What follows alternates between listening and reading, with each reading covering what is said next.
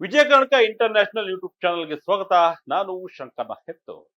US ನಿಂದ ಬೆಂಗಳೂರಿಗೆ ಬಂದು ಟ್ರೀಟ್ಮೆಂಟ್.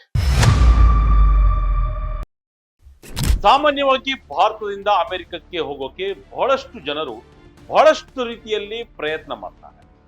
ಓದಿಗೆ, ಉದ್ಯೋಗಕ್ಕೆ, ಬಿಸ್ನೆಸ್ ಮಾಡೋಕೆ, ರಿಸರ್ಚ್ ಮಾಡೋಕೆ, ಹೀಗೆ ಹತ್ತಾರು ಕನಸುಗಳನ್ನ ಹೊತ್ತು ಹೋಗುವವರ ಸಂಖ್ಯೆ ದೊಡ್ಡ.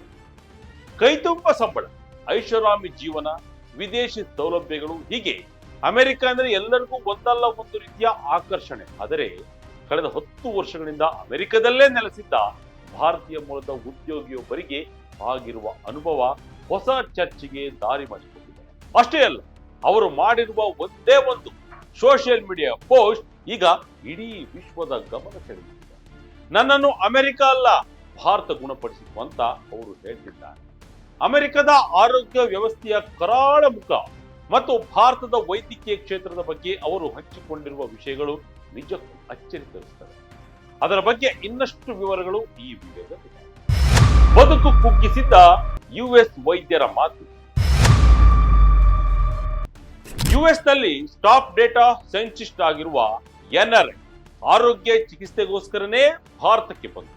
ಅದರಲ್ಲೂ ಬೆಂಗಳೂರಿನ ವೈದ್ಯಕೀಯ ಕೇಂದ್ರ ಮತ್ತು ಇಲ್ಲಿನ ವೈದ್ಯರು ಅವರನ್ನ ಗುಣಪಡಿಸುವುದರಲ್ಲಿ ಪ್ರಮುಖ ಪಾತ್ರ ವಹಿಸಿದರು.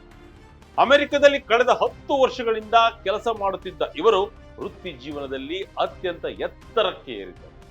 ಶಿಕ್ಷಣ ಮತ್ತು ಕೆರಿಯರ್ ದೃಷ್ಟಿಯಿಂದ ಅಮೆರಿಕ ಅದ್ಭುತವಾಗಿತ್ತು ಅಂತ ಅವರೇ ಒಪ್ಪಿಕೊಳ್ತಾರೆ. ಆದರೆ 2017ರಲ್ಲಿ ಅವರ ಜೀವನ ಬದಲಾಯಿತು. ಅವರಿಗೆ ಕೆಲವು ಆರೋಗ್ಯ ಸಮಸ್ಯೆಗಳು ಕಾಣಿಸಿಕೊಂಡವು. ಈ ಸಮಯದಲ್ಲಿ ಅವರಿಗೆ ಅಮೆರಿಕದ ಆರೋಗ್ಯ ವ್ಯವಸ್ಥೆಯ ಅಸಲಿ ಮುಖ ಪರಿಚಯವಾಯಿತು. ಅವರು ಹೇಳುವ ಪ್ರಕಾರ ಅಮೆರಿಕದ ಹೆಲ್ತ್ ಕೇರ್ ಸಿಸ್ಟಮ್ ರೋಗಿಗಳನ್ನ ಮನುಷ್ಯರಂತೆ ನೋಡದೇ ಇಲ್ವಂತೆ. ಅಲ್ಲಿನ ವೈದ್ಯಕೀಯ ಪದಗಳು ಎಷ್ಟೊಂದು ಭಯಾನಕವಾಗಿರುತ್ತವೆ ಅಂದ್ರೆ, ಸಣ್ಣ ಪುಟ್ಟ ಆತಂಕದ ಸ್ಥಿತಿಯನ್ನು ಕೂಡ ದೊಡ್ಡ ಕಾಯಿಲೆಯಂತೆ ಬಿಂಬಿಸಲಾಗುತ್ತದೆ. ರೋಗಿಗಳನ್ನ ಕೇವಲ ಹಣ ಮಾಡುವ ಯಂತ್ರಗಳಂತೆ ಅಲ್ಲಿನ ಸಿಸ್ಟಮ್ ನೋಡುತ್ತದೆ ಅನ್ನೋದು ಅವರ ಆರೋಪ.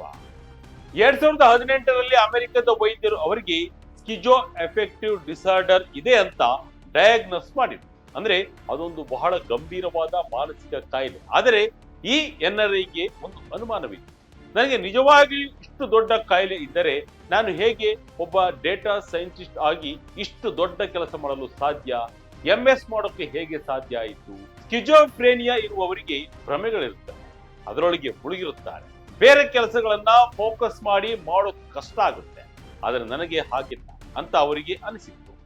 ಹಾಗಾಗಿ ಯುಎಸ್ ನಲ್ಲಿ ಬಹಳಷ್ಟು ಟೆಸ್ಟ್, ಟ್ರೀಟ್ಮೆಂಟ್ ಅಂತೆಲ್ಲ ಓಡಾಡಿ ತಿಂಗಳುಗಟ್ಟಲೆ ಕಾದ ನಂತರ ಅವರು ಸೆಕೆಂಡ್ ಒಪಿನಿಯನ್ ಪಡೆಯೋಕೆ ಭಾರತಕ್ಕೆ ಬರೋಕೆ ನಿರ್ಧಾರ ಮಾಡಿದ್ರು.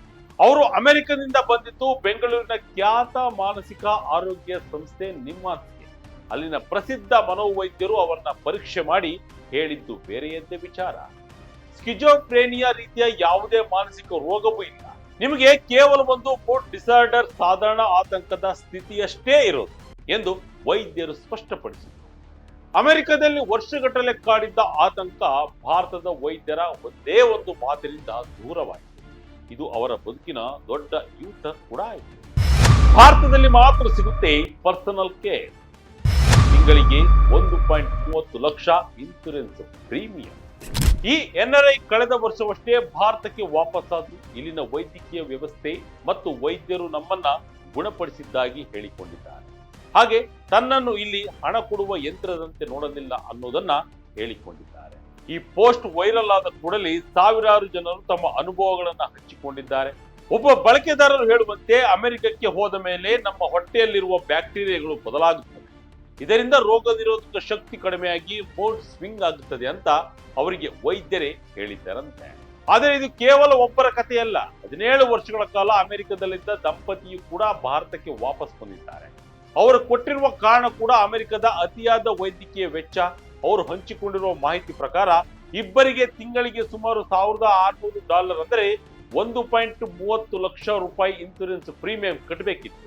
ಇಷ್ಟೆಲ್ಲ ಕಟ್ಟಿದ ಮೇಲೂ $15,000 ಹಣವನ್ನ ಕೈಯಿಂದಲೇ ಕೊಡಬೇಕಾದ ಪರಿಸ್ಥಿತಿ ಸೃಷ್ಟಿಯಾಗಿತ್ತು ಅಂತ ಹಂಚಿಕೊಂಡಿದೆ. ಒಂದು ಸಣ್ಣ ಆರೋಗ್ಯ ಸಮಸ್ಯೆ ಆದರೂ ಅದು ಮಾನಸಿಕವಾಗಿ ಮತ್ತು ಆರ್ಥಿಕವಾಗಿ ಜನರನ್ನ ಹಿಂಸಿಸುತ್ತದೆ.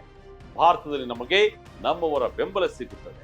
ವೈದ್ಯರು ನಮ್ಮೊಂದಿಗೆ ಮಾತನಾಡ್ತಾರೆ. ಆದರೆ ಅಮೆರಿಕದ ಸಿಸ್ಟಮ್ ಎಷ್ಟೇ ಮುಂದುವರಿದಿದ್ದರೂ ಅಲ್ಲಿ ಮಾನವೀಯತೆ ಕೈಗೆಟುಕುವ ದರದ ಸೇವೆಗಳು ಕಾಣಿಯಾಗಿವೆ ಅನ್ನೋದು ಅನೇಕರ ಅಭಿಪ್ರಾಯ. ಇನ್ನೊಬ್ಬರು ನ್ಯೂಜಿಲೆಂಡ್ನಿಂದ ಭಾರತಕ್ಕೆ ಬಂದು ಹೆರಿಗೆ ಮಾಡಿಸಿಕೊಂಡ ಅನುಭವ ಹಂಚಿಕೊಂಡರು. ಭಾರತದಲ್ಲಿ ಸಿಗುವ ಕೇರಿಂಗ್ ಮತ್ತು ಸೌಲಭ್ಯಗಳು ಬೇರೆಲ್ಲೂ ಸಿಗಲು ಸಾಧ್ಯವಿಲ್ಲ ಅಂತ ಅವರು ಹೇಳಿದ್ದಾರೆ. ಅಮೆರಿಕ ಅಥವಾ ವಿದೇಶಗಳಲ್ಲಿ ಸಿಸ್ಟಮ್ ಚೆನ್ನಾಗಿರ್ಬೋದು, ಆದ್ರೆ ಪರ್ಸನಲ್ ಕೇರ್ ಸಿಗೋದು ನಮ್ಮ ಭಾರತದಲ್ಲೇ ಎಂಬುದು ಇವರೆಲ್ಲರ ಒಕ್ಕೊರಲಿನ ಮಾತು.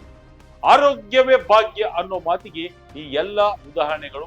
ಎಷ್ಟು ಹಣ ಸಂಪಾದಿಸಿದರೂ ನೆಮ್ಮದಿ ಮತ್ತು ಸರಿಯಾದ ಚಿಕಿತ್ಸೆ ಸಿಗದಿದ್ದರೆ ಈ ಸಂಪತ್ತಿಗೆ ಬೆಲೆ ಇಲ್ಲ. ಈ NRI ವ್ಯಕ್ತಿಯ ಕತೆ ನಮಗೆ ಒಂದು ವಿಷಯವನ್ನು ನೆನಪಿಸುತ್ತೆ. ನಮ್ಮ ದೇಶದ ವೈದ್ಯಕೀಯ ವ್ಯವಸ್ಥೆಯಲ್ಲಿ ಎಷ್ಟೇ ಲೋಪದೋಷಗಳಿದ್ದರೂ ಇಲ್ಲಿನ ವೈದ್ಯರ ತಜ್ಞತೆ, ಆಸ್ಪತ್ರೆಗಳಲ್ಲಿನ ಸೇವೆ, ಗಮನಿಸುವ ರೀತಿ, ಮಾನವೀಯತೆ ಮತ್ತು ಪ್ರೀತಿ ಯಾವತ್ತಿಗೂ ಅಮೂಲ್ಯವಾಗಿಯೇ ಉಳಿಯುತ್ತೆ. ವಿಶೇಷ ಚಿಕಿತ್ಸೆಗಾಗಿ ಆಪರೇಷನ್ಗಳಿಗೆ 10 ದೇಶಗಳಿಂದ ಜನರು ಭಾರತಕ್ಕೆ ಬರೋದು ಹಲವು ವರ್ಷಗಳಿಂದ ನಡೆಯುತ್ತಲೇ ಇದೆ. ಅಂದ್ರೆ ಭಾರತವು ಹೆಲ್ತ್ ಟೂರಿಸಂ ಕಡೆಗೆ ಇನ್ನಷ್ಟು ಗಮನ ಕೊಟ್ಟರೆ ಭಾರತಕ್ಕೆ US, UK ರೀತಿಯ ಅಭಿವೃದ್ಧಿಯಾದ ದೇಶಗಳಿಂದಲೂ ಹೆಚ್ಚಿನ ಜನ ಬಂದು ಇಲ್ಲಿ ಟ್ರೀಟ್ಮೆಂಟ್ ಪಡೆದು ಹೋಗೋಕೆ ಅನುಕೂಲ ಆಗುತ್ತೆ. ಆದ್ದರಿಂದ ಭಾರತದ ಆರ್ಥಿಕತೆಗೂ ಬಲ ಸಿಕ್ಕಂತೆ ಆಗುತ್ತೆ. ಇದರ ಬಗ್ಗೆ ನಿಮ್ಮ ಅಭಿಪ್ರಾಯವೇನು? ಕಮೆಂಟ್ ಮಾಡಿ ನಮಗೆ ತಿಳಿಸಿ.